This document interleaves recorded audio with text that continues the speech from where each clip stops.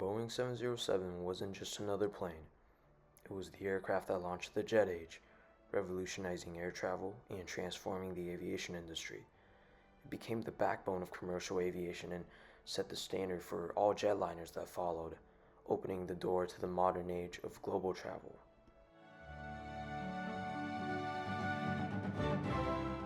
Let's take a journey back to the 1950s. Back in the early 1950s, when air travel was still in its infancy, the skies were dominated by propeller aircrafts like the Douglas DC-6 or the Lockheed Constellation. These planes, though marvelous at the time, were slow, noisy, and had limited range. A transatlantic flight could take over 10 hours, including the multiple stops along the way for refueling. The aviation industry knew it needed a breakthrough, a faster, more efficient way to connect the world, and that breakthrough came with the introduction of the Boeing 707 in 1958. The design process began with the Model 367 or Dash 80, which served as the prototype for what would eventually become the 707. The Dash 80 was more than just a prototype. It was more of a showcase of Boeing's new technology, like the swept wing design, which was relatively new at the time and would eventually become a characteristic of future jetliners. This design helped improve aerodynamic efficiency, allowing for faster speeds and better fuel economy. The Dash 80 was also equipped with four powerful Pratt & Whitney JT3C turbojet engines, which provided the thrust needed for high-speed flights. The Dash 80 is not a true 707. Looks like one, but isn't. Different fuselage, wings, engines, and tail. Basically everything is different from a production of a 707. After years of testing and development, the Dash 80 made its first flight on July 15, 1954. This flight marked a pivotal moment in aviation history, showcasing the potential of jet technology. The successful performance of the Dash 80 led Boeing to move forward with the development of the commercial version, the Boeing 707.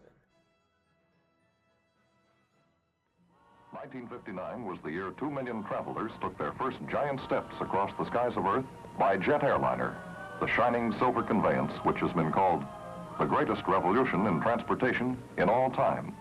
In the years since, the jetliner has come to connect every continent, every major city, and is now a part of the daily lives of millions of the people of the Earth.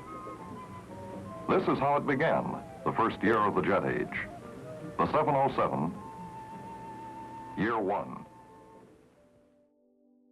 On December 20th, 1957, the Boeing 707 took to the skies for its maiden flight. This historic event marked the beginning of a new era in commercial air travel.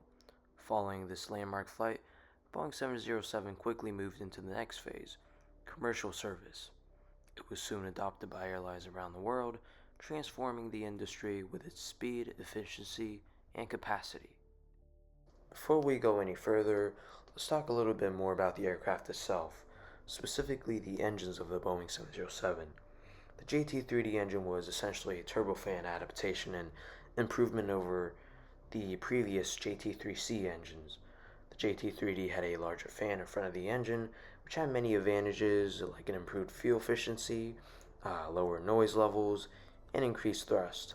The JT3D engine was not only used on the Boeing 707, but also on several other aircrafts, including the Douglas DC-8, a well-known aircraft at the time that we should talk about in another video. In military, the engine was used in the Boeing B-52 Stratofortress, one of the most influential bombers built in the early 1950s. While we're on the topic of engines, let's also dive a little bit into the different variants of the 707. Let's start off with the 707-120, the shortest variant amongst the 707 family with a length of 145 feet. It was equipped with the Pratt & Whitney JT3C turbo engines. The 707-320 and 707-420 had a length of 152 feet. They were essentially the improved version and had longer range.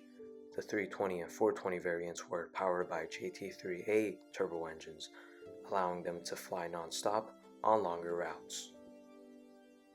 The 320 series later evolved into 320B and 320C variants, which were equipped with Pratt & Whitney JT3D3 and JT3D7 turbofan engines. These engines represented a significant upgrade over the earlier turbojets, offering better fuel efficiency, increased thrust, and quieter operation. The JT3D engines provided around 18,000 pounds of thrust and were the standard for most 707s from the mid-1960s and onward. As the aviation industry evolved, so too did the needs of airlines.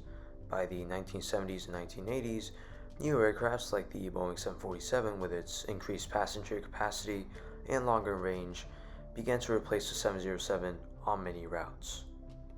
The introduction of the 747 marked the beginning of the end for 707 in commercial service, as airlines looked for more efficient and larger aircraft to meet growing passenger demand. Plus, the 707 was just way too old. The maintenance costs started to rise as the aircraft aged, and keeping it operational made it less cost effective for airlines to continue flying it. Gradually, the 707 was phased out from many major airline fleets. The last commercial flight of the Boeing 707 in the US was on October 30th, 1983 by TWA Airlines. However, it kept its operation in other countries. The last 707 to carry people was operated by Saha Airlines in Iran in 2013. Despite the 707 gradually phased out from the most of the commercial service, it found a new life in roles far beyond its original purpose. The Boeing 707 holds a special place in American history as the first jet-powered aircraft to serve as Air Force One.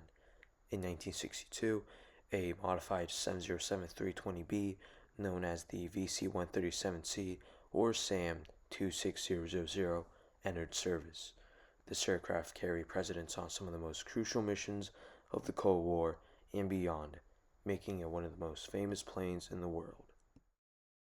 The 707's role as Air Force One began with President John F. Kennedy, who used the aircraft for both domestic and international travel. It was aboard this very plane that Kennedy made his historic trips to Berlin and on many other important missions, including his goodwill tour of Latin America and his historic visit to Ireland. On November 22nd, 1963, SAM 26000 carried President Kennedy to Dallas, Texas, for what would tragically be his final flight. On November 22nd, 1963, following the assassination of President Kennedy in Dallas, Lyndon B. Johnson was sworn in as the 36th President of the United States aboard the Air Force One, while the plane was still on the tarmac at Love Field, Dallas. While SAM 26000 remained in service through several administrations, it was eventually retired in 1998 after 36 years of service and more than 13,000 flying hours. The 707's era as the presidential aircraft may have ended, but its legacy endures in the countless historic moments it witnessed. The versatility of the Boeing 707 didn't stop with its commercial and presidential roles. The airframe was also adapted for a wide range of military uses, proving that this aircraft was more than just a passenger plane. For example, one of the most notable military variants is the E-3 Sentry. And now this aircraft is equipped with a large radar dome on top of the fuselage, as you can see, and it really serves as an airborne command center. It's capable of monitoring the airspace and directing operations. Another variant that is worth mentioning is the KC-135 Stratotanker, a military tanker aircraft that allows jets to refuel in the air. However, this one is developed from the Dash 80 that I talked about earlier, which means that it has a shorter and narrower fuselage. Now, there are so many more developed from the 707 that I'm not going to talk about, but this one in particular, it's the ELM 2075 Falcon developed by Israel. This variant looks really strange, to say the least. The first time I saw it, I thought it was photoshopped, but turns out it's like a similar role with the E3 Sentry. It's It's kind of like a flying radar. So yeah, it's worth mentioning. The Boeing were Ministry of Civil. As we wrap up our journey with the Boeing 707, it's clear that this aircraft was more than just a milestone in aviation. It was a pioneer. It transformed air travel, made history as Air Force One, and played a crucial role in military operations. And even though it's no longer in service, the 707's legacy lives on.